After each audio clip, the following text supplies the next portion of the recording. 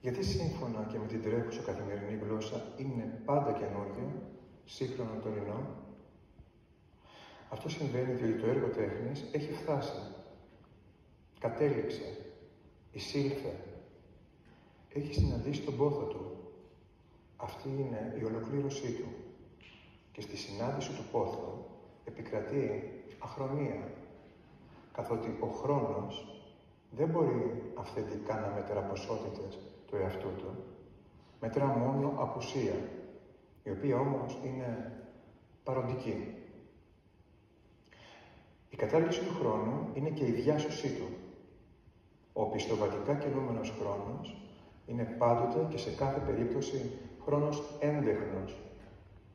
Κανένα άλλο όχημα πλην της τέχνης δεν μπορεί να επιτελέσει την οπισθοβασία. Θα μπορούσε να τεθεί το αξιόλογο νομίζω ερώτημα. Ο χρόνος έχει, επιζητεί, σώμα. Μπορεί να μετασχηματιστεί σε να είναι «ον». Αυτό εν τέλει γίνεται με το έργο τέχνης. Αυτό τελικά επιτελείται δι' αυτού. Χρόνος, αριστοτεχνικά πλασμένη αγωνία για να γεννά πόθο πληρωματικής περιπτύξεως. Αγωνία για να γεννά πόθο. Αγωνία περιπτύξεως.